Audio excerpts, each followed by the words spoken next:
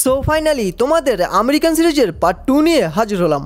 আর তোমরা যারা পার্ট 1 দেখোনি পিন কমেন্ট থেকে দেখে নাও, না হলে এই সিরিজের কিছুই বুঝতে পারবে না। তবে ভিডিওটি শুরু করার আগে তোমরা যারা এখনও চ্যানেলটিকে সাবস্ক্রাইব করোনি প্লিজ ভিডিওতে একটা লাইক করে চ্যানেলটিকে সাবস্ক্রাইব করে দাও। তাহলে চলো শুরু করা যাক আজকের মুভির এক্সপ্লেনেশন।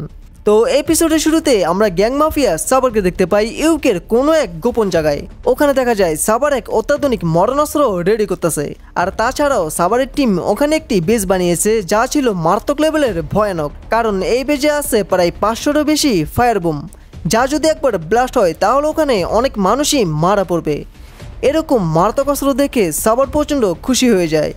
এরপর সাবার গিয়ে কিস্টার সাথে দেখা করে। তখন কিস্টার বলে ইতিমধ্যে সিআই এজেন্টরা আমার উপরে নজর রাখতেছে, তাই সে তার পরিবারের কথা চিন্তা করে এখন নতুন কোনো মিশনে জড়াতে চায় না। তবে এই কথা শুনে সাবার প্রচণ্ড রেগে যায় আর কিস্টার উপরে চিল্লাতে থাকে। সাবার বলে তুমি সিআই এজেন্টদের ভয়ে এখন এই মিশন থেকে চলে যেতে যাচ্ছ? যেতে হলে চলে যাও, আমি এই মিশনটা কমপ্লিট করব। তুমি যদি আমার সাথে থাকো তাহলে ভালো, আর যদি না থাকো তাহলে আরও ভালো। এটা বলে সাবার ওখান থেকে চলে যায়। এরপর মুভি সিন কাট হয় সোজা নেভি সিলের বেস ক্যাম্পে। তখন ক্যাপ্টেন সবাইকে জানায় ইতিমধ্যে আমরা জানতে পেরেছি সাবার আর কিস্টান মিলে তারা দুজনে এক বড় ধরনের অ্যাটাক করার প্ল্যান করতেছে। সাবার চাই পুরো আমেরিকাকে ধ্বংস করে দিতে, আর কিস্টার সাবাকে হেল্প করবে আমেরিকায় ঢুকার জন্য। তাই আমি চাই সবার আগে কিস্টাকে ধরতে। আর এই কাজটা সম্পূর্ণ করার জন্য আমি নেভি সিলের 3টে টিম অ্যাক্টিভ করতেছি। প্রথম টিমের কাজ হলো সোমালিয়াতে গিয়ে সাবার উপরে নজর রাখা।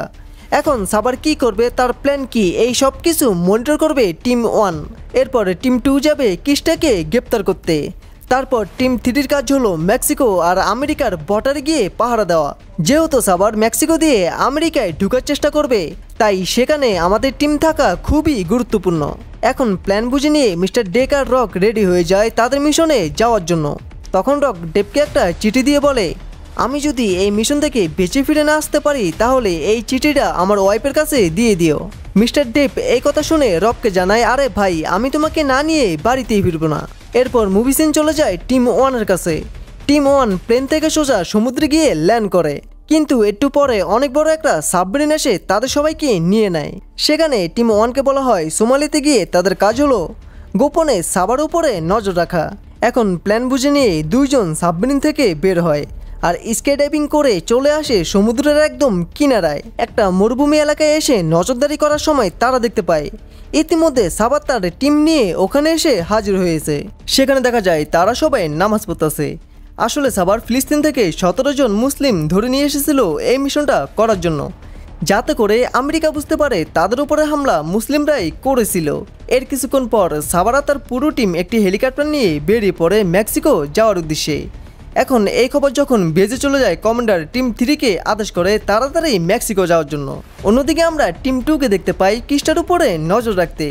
কিস্টা তার প্রাইভেট বোটে করে খুবই মজা করতেছিল, কিন্তু সে জানতো না ইতিমধ্যে তাকে ধরার জন্য চলে এসেছে নেভি সিল। এখন তারা কোনো কিছু বুঝে ওঠার আগেই নেভি সিল একে একে তাদের সবাইকে খেয়ে দিতে থাকে। নেভি সিল একটি হেলিকপ্টার নিয়ে উঠে যায় কিস্টার বোটে। এরপর দেখা যায় অবশেষে নেভি সিল কিস্টাকে গ্রেপ্তার করতে সক্ষম হয়। কমান্ডার এসে কিস্টাকে জিজ্ঞাসাবাদ করতে থাকে, কিন্তু প্রথমে কিস্টা কোনো কিছুই বলতে চায় না। তাই কমান্ডার কিস্টার মেয়ের ছবি দেখিয়ে কিস্টাকে বলে, তুমি যদি তোমার প্ল্যানের কথা আমাদেরকে না বলো তাহলে তোমার পরিবার আর এই পৃথিবীতে বেঁচে থাকবে না। যেহেতু কিস্টা তার পরিবারকে প্রচণ্ডই ভালোবাসত, তাই সে চায় না তার জন্য তার পরিবারের কোনো ক্ষতি হোক। এবার সে তার প্ল্যানের কথা নেভি সিলকে জানিয়ে দেয়।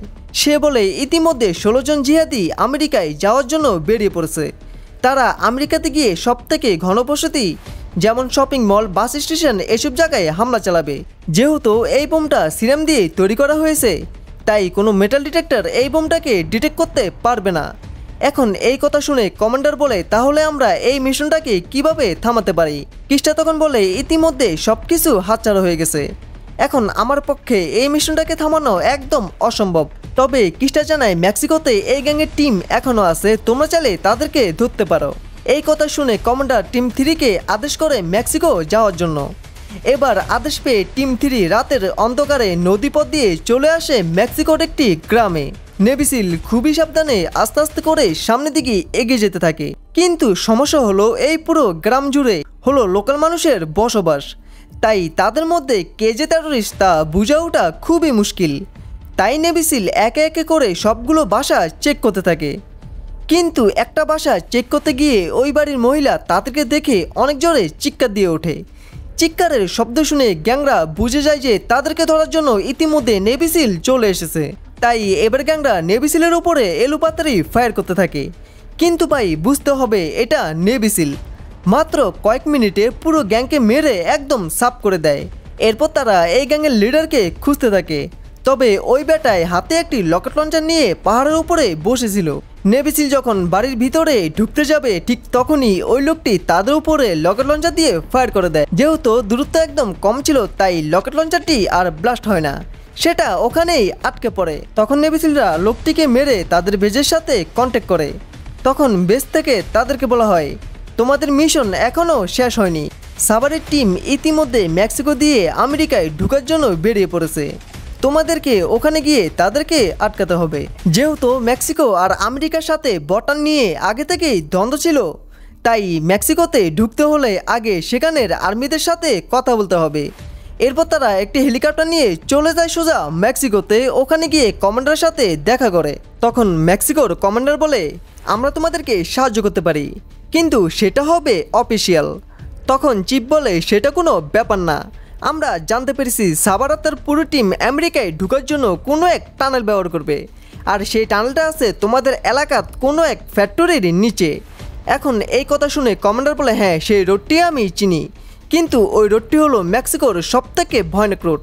সেখানে প্রতিটি জায়গায় জায়গায় আছে সাভারের লোক, আর তাদের কাছে আছে ভয়ানক সব মেশিন গান।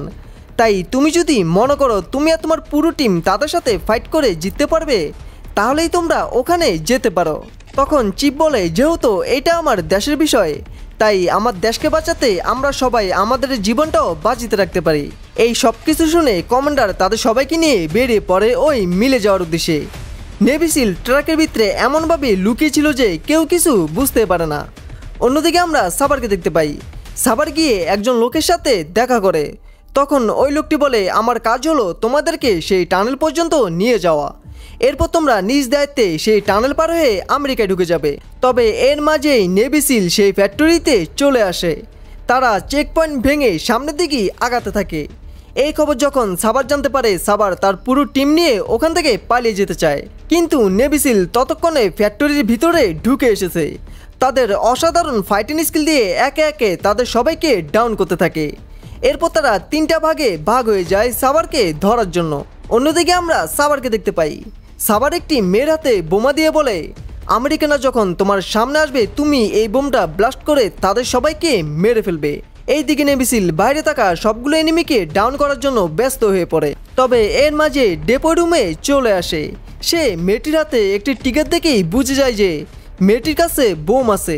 মেয়েটি এবার সেই ট্রিগার প্রেস করে দিলে ওখানে বিশাল এক বিস্ফোরণ হয়। ডেপ কোনোভাবে বেঁচে গেলেও ওই মেয়েটি ওখানেই মারা যায়।